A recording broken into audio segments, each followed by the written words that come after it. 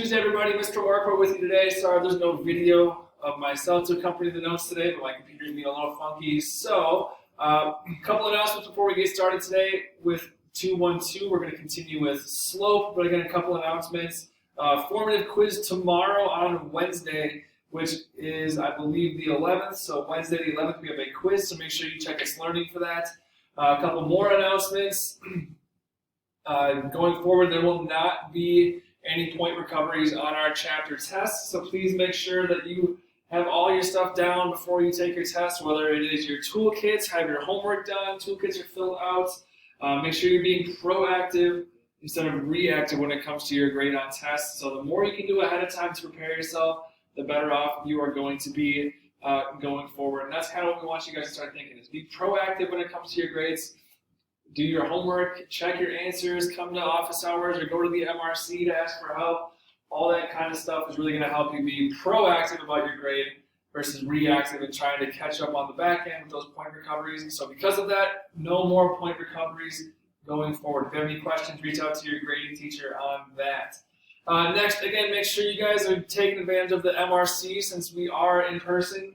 There are not as many office hours available, so you have to use the code WESTMRC to go get help from any math teacher is going to be there from 8 to 3, Monday through Thursday. So hop in. Again, that's a Google Meet code, so please take advantage of that if you have any questions. Or again, just reach out to your grading teacher, and we'll be happy to help you guys. So let's jump into some math. Today we're continuing with 212. We're not going to do the warm-up today because we don't really need to do that. If you would like to do that, go back and take a look and pause the video. Otherwise, we're going to jump right into 212 day 2. So we'll start by looking at 216.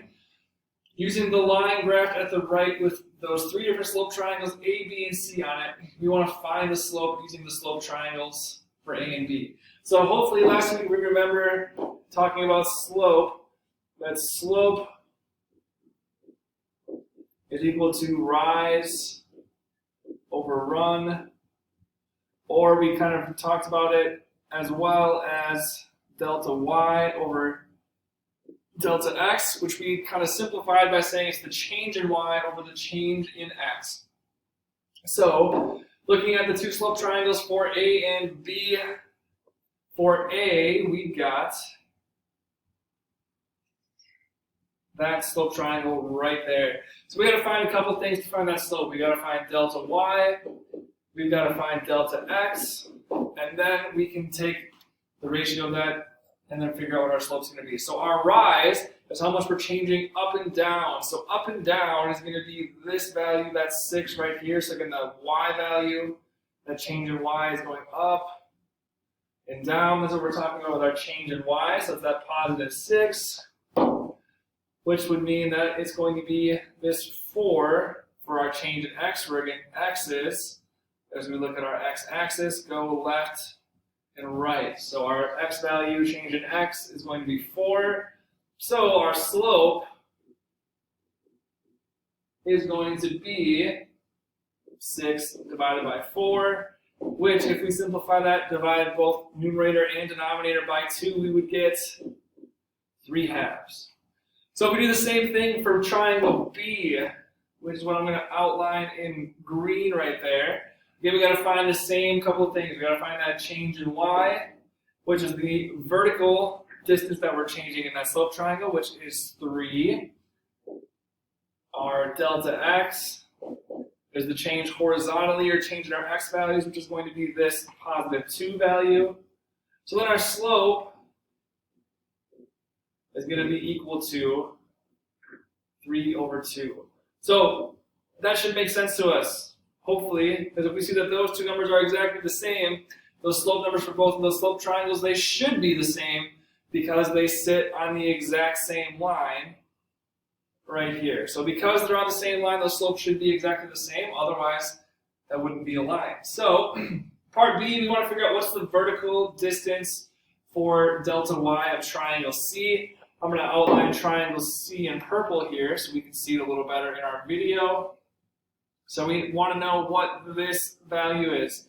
So if we just count the squares, we've got 1, 2, 3, 4, it looks like. Maybe a little bit more than 4. So I'm going to say it's about 4 over 3. And how we got there, again, we just kind of counted the squares.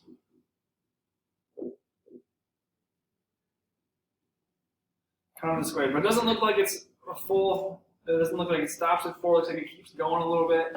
Maybe if I erase some of this stuff out of there. Yeah, it looks like it's just a little bit more than 4. Maybe like, let's say 4.5. And then we should be good there. So we want to draw a slope triangle with the horizontal distance of 1 unit, or a delta x of 1 unit. So that's kind of like what we did last week, Thursday, when we looked at problem 214, I believe it was. So we have our slope triangle here with our delta x is equal to 1. We want to find that delta y. So let's say if we look at triangle B, let's go to triangle B. We had our delta y is equal to 3. Our delta x was equal to 2. So when we did this the other day, we wanted to try to figure out what that was for the smaller triangle where our x is 1. If we want to go backwards like this way, we would just divide that x value by 2 to get to 1. So we have to do the same thing with our y. So over here, our change in y would be 3 divided by 2. 3 divided by 2. So now we want to try to find the slope of that smaller triangle.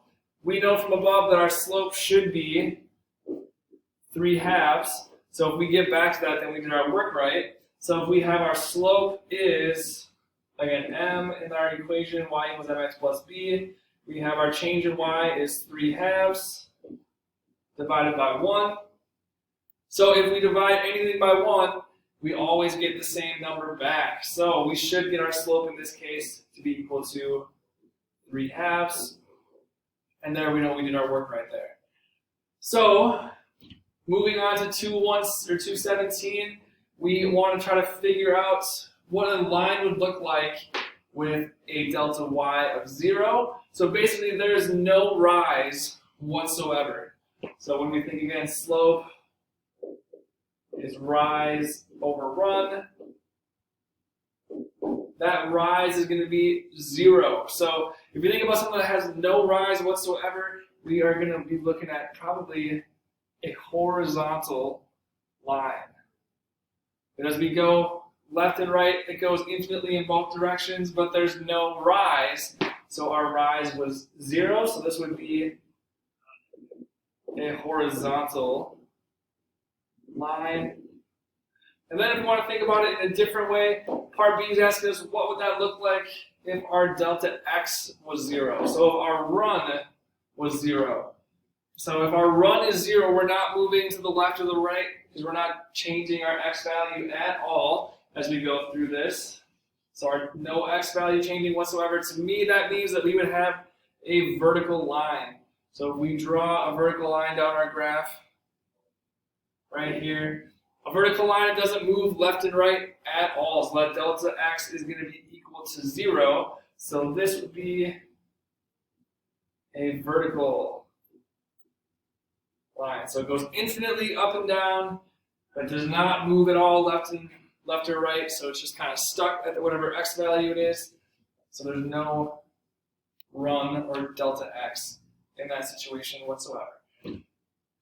All right, moving on to 218. So we're going to try to figure lattice points. It's a big term going forward. Lattice points, that'll make our lives a lot easier as we are trying to do slope triangles in the future. So lattice points are where the point is on like an intersection of our grid. So that way we can find the coordinate point really nicely. So these lattice points right here and right here make us or allow us to draw a slope triangle nice and easily. So we can figure out what our rise is going to be and our run to figure out our slope. So looking at this graph on the right, we've got the slope triangle with delta y here, delta x.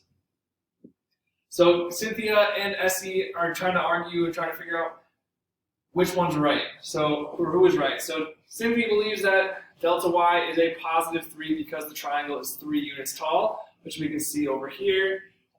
Our delta x is 4 units. Essie thinks that the change in y is -3. So she thinks that it's -3 because the triangle is 3 inches tall and the line is pointing downwards. That is, as we move further to the right with our x's, our y's get smaller. So who do we agree with and why? So me, I'm thinking that we're agreeing with Essie here. So because, again, that line is going downward, our y's are getting smaller as we move to the right on our graph. Essie is right. Because, again, as we move to the right, our y's are getting smaller. So our delta y is equal to -3. So then we want to go to part B. Basically, we want to figure out, does -3/4 mean the same thing as -3/4? So we think back to how we worked with our algebra tiles. If we are like subtracting a positive value in a fraction, so like 3/4, something like that, we had to distribute that negative inside of our parentheses. So when we do that, we would get -3/4. So these things do mean exactly the same way. So like how Cynthia had it written and also how Essie had it written. So those two things are exactly equal. All right, so then the last thing we got to do is write the equation for that line. Again, knowing that this is the slope from our slope triangle up on top.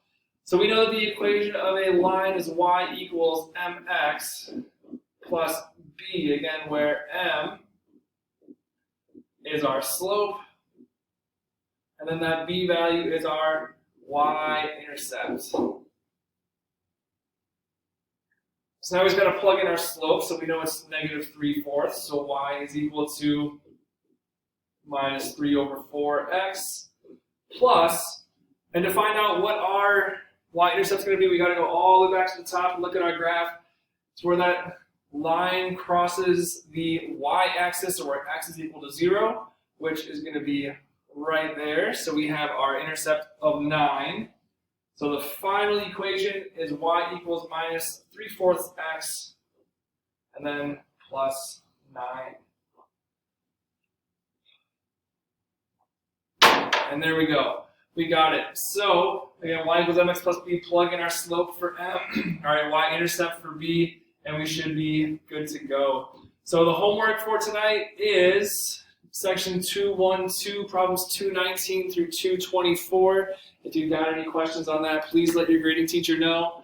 Or check out the MRC, which is, again, at the Google code WEST MRC. Great place to go to get help if you guys have any questions as you're working on your homework. So that being said, hope you guys have a great rest of your Tuesday, and we look forward to seeing you all on Thursday.